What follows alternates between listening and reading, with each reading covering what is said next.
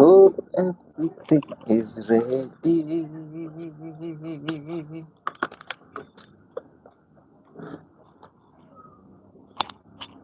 Yeah, I will start the show straight. And how can we forget? How can we forget? How soon have we forgotten? Ladies and gentlemen, feel most welcome. This is Mr. B in the show.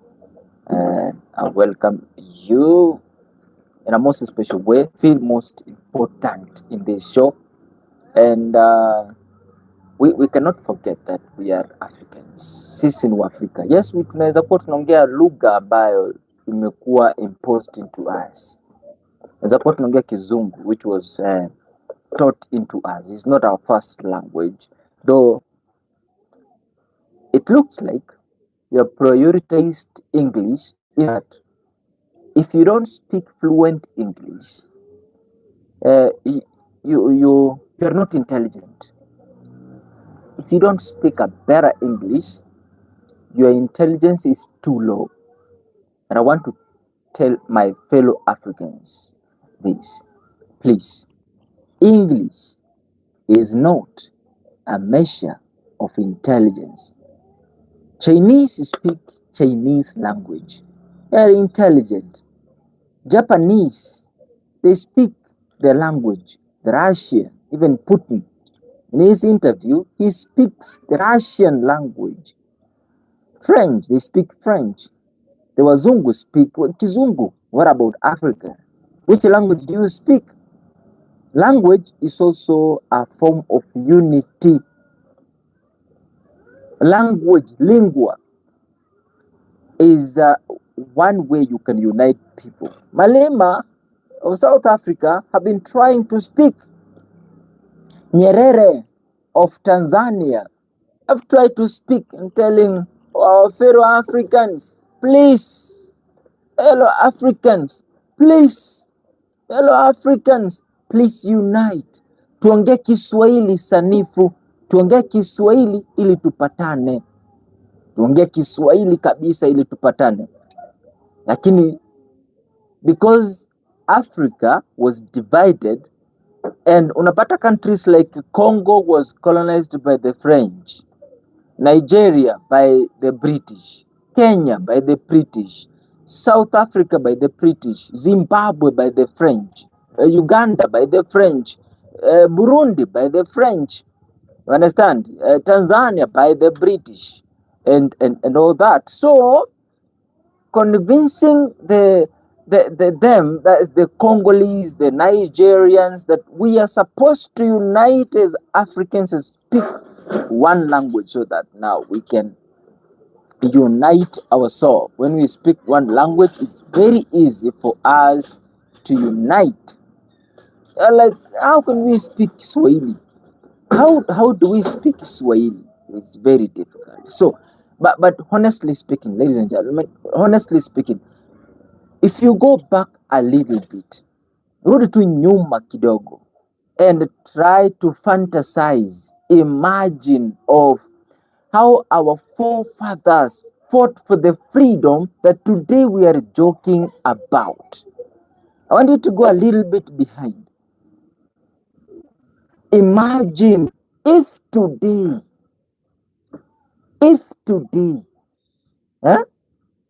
you dare speak the truth, you dare speak against the perpetrators. Do you know what happened to Gaddafi?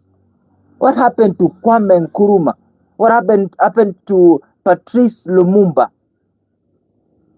They were all murdered. And who murdered them? Our fellow Africans. Why? I read stories like the South African apartheid activist who was murdered by the police of South Africa. And who was that? Steve Biko. You see, who murdered Steve Biko? If those are the people, the recent people that we have seen, and me, I did not see them, but it's so recent. It's not centuries ago. It's very recent. If these are the people who were killed by fellow Africans, and that is after Africa has received its independence, sindio? If these are the people who were murdered by fellow Africans simply because they were trying to speak against the powers of the colonizers in their land, which is alive, which is working, and not showing the signs of stopping, and leaving the country to the owners to plan their own affairs, they're still sitting in our economy, still sitting in our leadership. If you keenly look at our African leaders, something consistently will ring in your mind. Why are the African presidents do not serve the interest of its own people? Why does the African presidents do not serve the interest of his own people? Now you're getting stories like IMF. The IMF is a World Bank that gives Africans loans to build their countries. We have Eurobond, European giving Africans the bond money. You see? And can you imagine that Europe?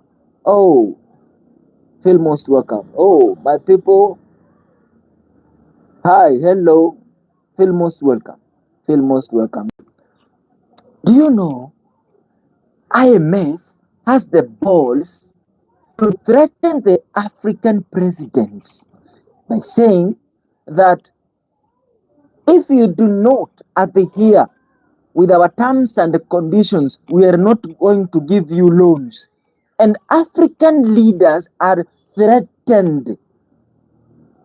They go to those to America, kneeling down, begging, apologizing, because they want what? Something. They want a loan.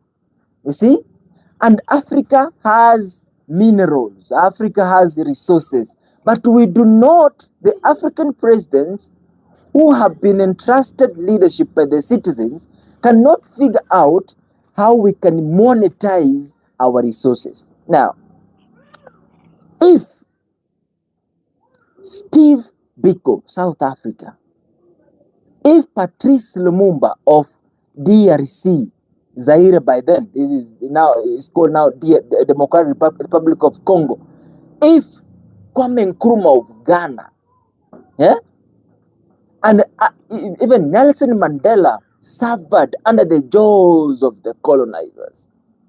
You understand? If those are the recent people we witnessed who fought seriously for the freedom of Africa, we are fighting somebody, you are telling somebody, leave my house. They insist staying in your house and managing everything in your house. When you tell them, no, I want you gone. I want you gone. They don't want to go. And they enslave you in your own house. How dare are these people? Now, they have not come to recent events on how they are controlling Africa. They are still in the past. Can you imagine on how our ancestors, our forefathers, stayed in the forest, fighting against the people who pretended to be spreading the word of God, who later turned into animals who fought the people of Africa? You know what I mean? Can you imagine on how they were chained on your neck, unafungwa miguu, unawekwa nyororo kwa shingo, unafungwa sehemu, unakaa hapo. wanakufungulia when a need arise. Can you imagine that? Those people were animals, and you are beaten while you're working. If you try to stand, you are beaten thoroughly. And you are given food when they want to give you food. They have a schedule, they have a way they're working. And you have to follow their way of work. My fellow Africans, I know me, I cannot forget. Me say sawa.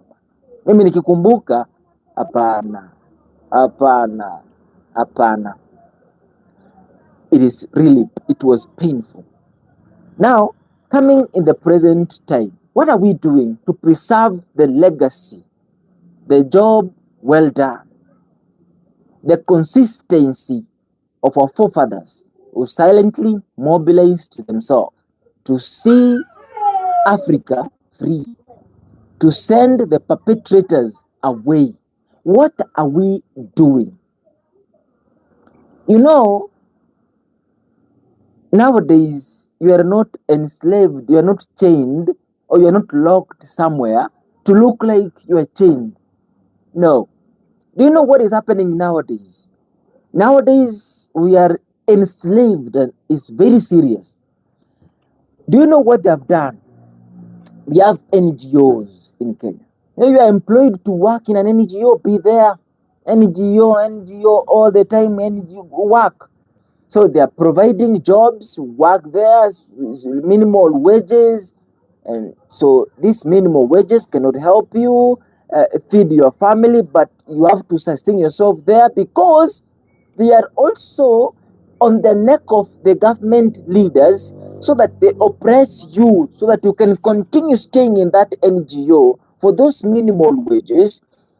Yeah, so that even if you have a great brain, you can only be limited to work in that very organization, use that knowledge within that very organization for the benefit of those founders.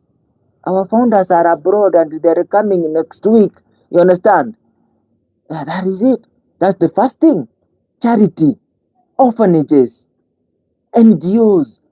That is the first hook the perpetrators are using right now to keep Africans down.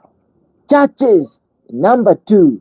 All churches, they emanate from where? From somewhere abroad. I know this information might not affect so many people, but we have real niggas. This is my archive. In your archive young where I store this information. And thank you so much for those who are showing up. And those ones who subscribe. If you haven't subscribed, guys, please subscribe. Yeah, thank you so much. I feel really bad. Churches are all emanating from where? From some Pentecostal churches, SCDA, Catholic, huko. Zote zinatoka wapi? Huko.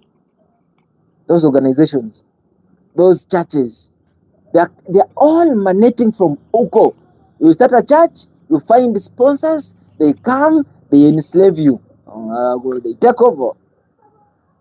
Control everything. Indio? Churches is the greatest investment. The second greatest, actually, no, I think the first.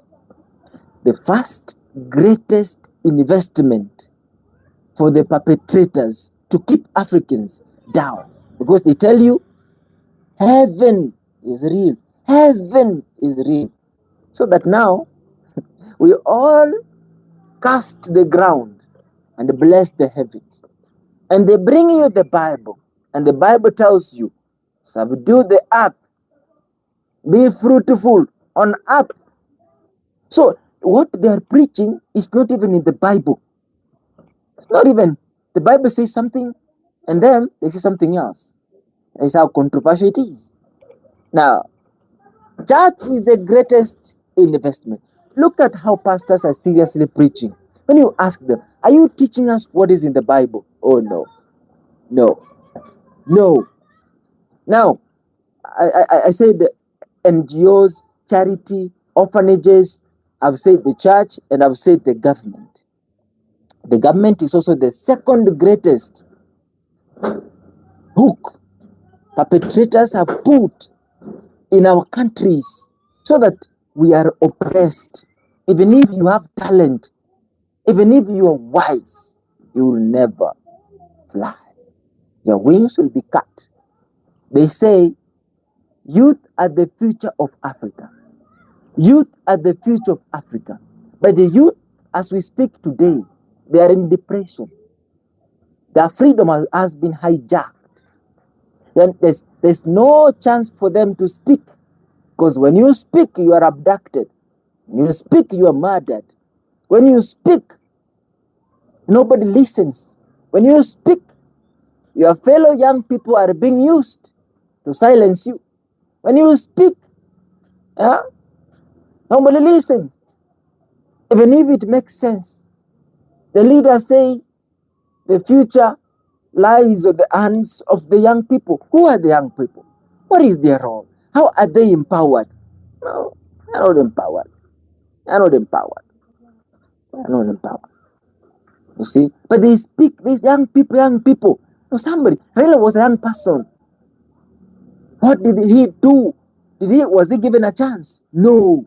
Young people currently, they're saying, no. This kind of leadership, we do not need it. Young people are trying as much as possible. No. We do not need to be led by this kind of government. We need this kind of government. We need a government that serves the interest of the people. Serve our interest. Please, listen to us. Listen to our grievances. But the government doesn't. Completely. No.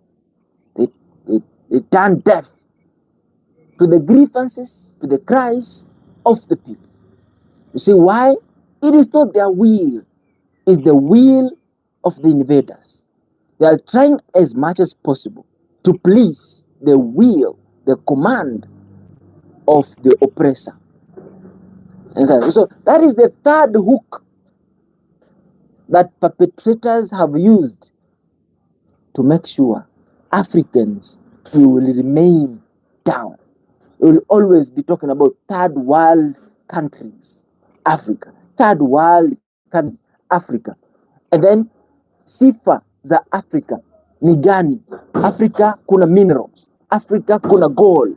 Africa kuna oil. Africa kuna silver. Africa kuna diamond. Africa tuko na resources. And these resources, who mines them? Perpetrators have invested greatly, bought lands, made agreements with the government to continue scooping your resources. And what about the citizens? Fight in those countries. Look at Congo, what is happening. M23 have invested. The Europeans have their own policy in Congo. Every Chinese, they are there. What are they doing? They are greatly trying to capture the places and the land where it is fertile, it has resources, it has minerals, it has gold, it has what they want. Understanding? What is the government doing? Nothing. Nothing at all. We are busy telling people, turn to God, turn to God, turn to God. And some people are busy taking the land. Turn to God, busy taking the land. Now, when we sleep hungry, we say, oh, we are not working hard. Oh, we are not united. No, where did the problem begin? Let's go back a little bit. Where did the problem begin? Where is the problem? What are the African leaders doing? That's a serious hook. The fourth hook, a serious one. Education. Education is the key to open many doors. Which kind of education are you talking about that opens doors to, that is the key that is opening many doors? Which kind of education? Which kind of education? Is it our education or just stories that we learn, memorize, fantasize, and teachers are telling us if we pass exams, to be happy, we are going to sleep, we are going to... Which kind of education are you talking about? Is it education that unlocks you? or education that locks you. In Africa, we are studying education that locks the people. They lock you, they lock your mind, and then you continue begging. After studying, after graduation, you are still begging, oh, I want to go to abroad. I want to go to abroad. And you're not going abroad as a visitor, as a person who is able. No, you are going abroad because Africa has no jobs, has no opportunities. So at least let me go abroad and have some goodies there. Because it is really bad. You see, education has turned students into prostitutes because they can no longer afford their basic needs in school and their parents are not able to provide for them. So education is not unlocking students. Education is dumping students. Somebody said best that education, he gave this example, he said, my child go to school just to be old, just to grow a little bit older, not become wise or no, just to grow older. Yeah, parents are busy working because they were programmed. You see, and now students are in school and nobody is coaching them. You understanding what I'm saying? So that is the new colonization. Education is captured. Now a government says we have invested in education. So what to happen? That's the same case Obina. Obina asked Eshongwa. So we are saying that we have provided jobs. Oh, that is very interesting. The question is, which kind of jobs? Mujengo, yeah, construction, Mujengo, Mujengo, yeah.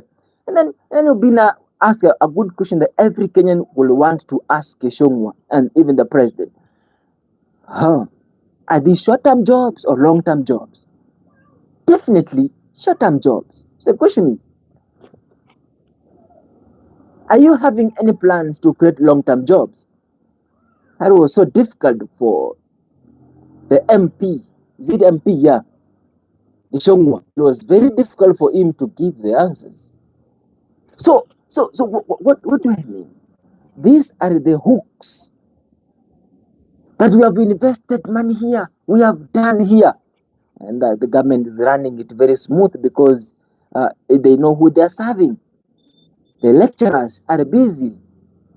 That's because of salaries, because they're also in the program. So they don't understand how we're supposed to help Africa to get out of these hooks. You understand what I'm saying? What else is another hook? Hospitals. Hospitals. Hospitals. Hospitals. Hospitals. Can we have good hospitals? Healthy, that is. Can we have good healthy facilities? Yes. So are we not having one? But that when somebody is seriously sick must be taken to India or Cuba or US. Why? What's the need? How can we get ourselves out of the hooks? How can we get ourselves out of the hooks? I want to end this life by giving this statement. We are expecting bloodshed for change to come. Because number one, we have guys, men and women, who have memorized, who have calmed the mind, the mastermind of the perpetrators.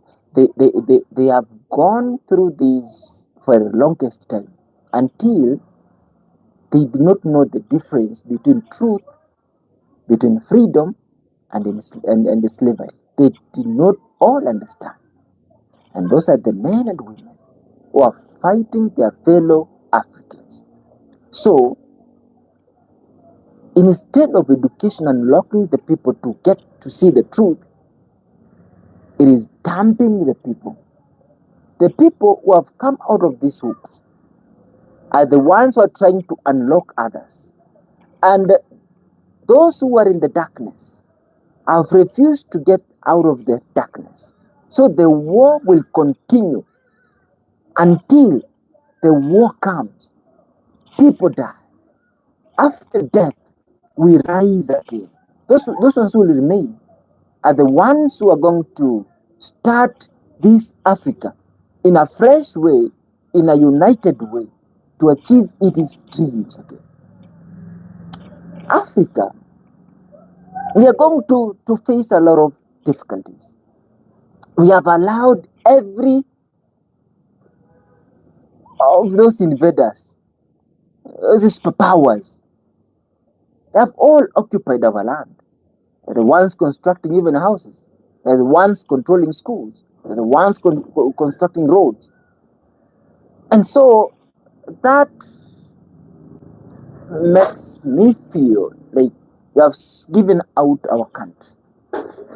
And there's no future for the young people. There's no future. We are going to suffer. We're going to suffer in our own country. We're going to be oppressed, not in the US, not in China, but in our own country. Because we have allowed every of those people to invest in our continent. And we have kept ourselves divided. We speak about unity, but our actions separate us. We talk about unity, talk about great vision. We give fluent, great speeches. Patrick Lumumba has been speaking for the longest time.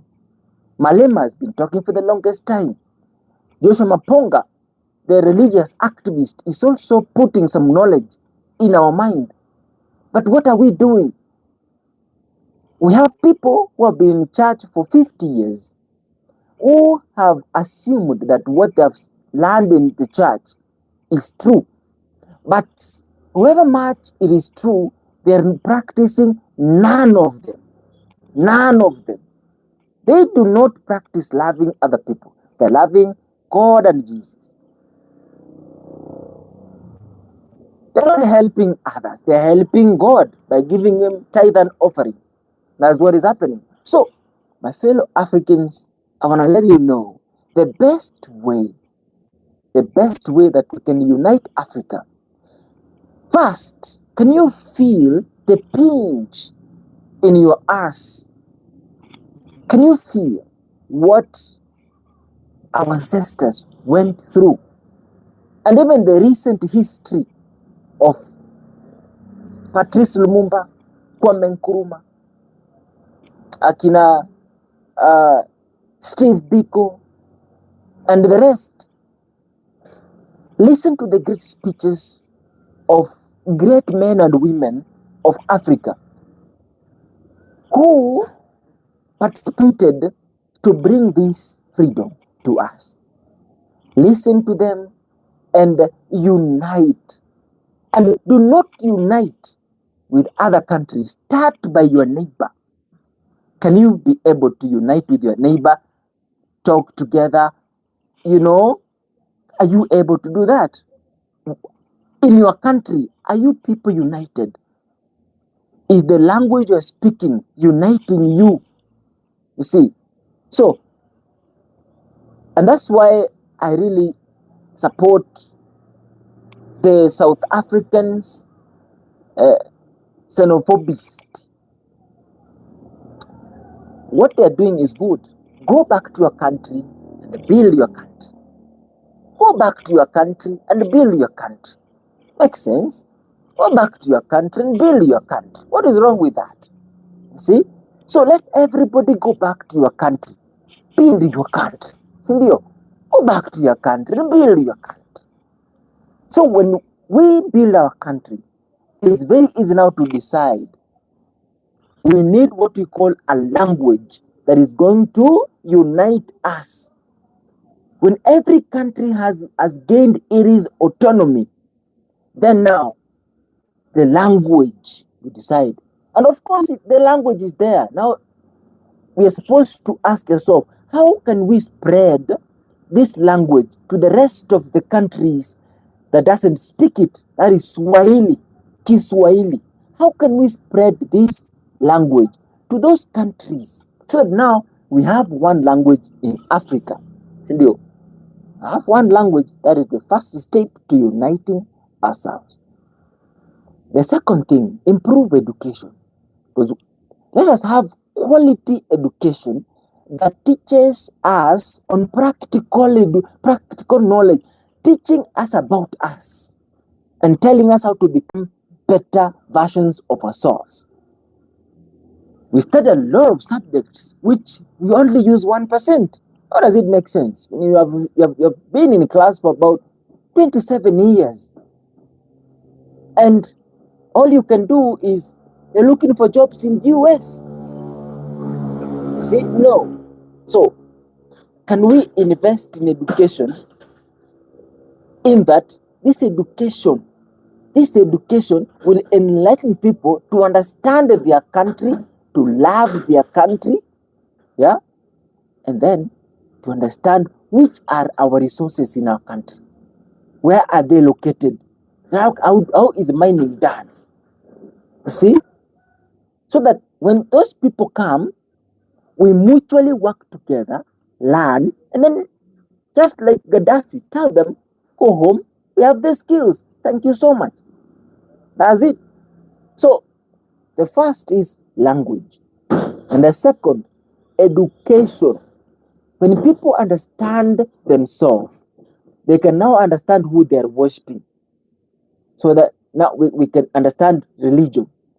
And we can now understand how to use the religion for the benefit of Africa, not the benefit of perpetrators. You know what I'm saying? Sadaka ikikusanya yote tunaenda Rome ya Catholic. Ndo nini ikue, ndo bishops walipwe. No, sir, that's nonsense. So education will be the key when it is unlocking the minds and the heart of the learners. If it doesn't make sense. Guys, that is what I had for today. My name is Mr. B. Call me Bishop, Mr. B in short. See you another time.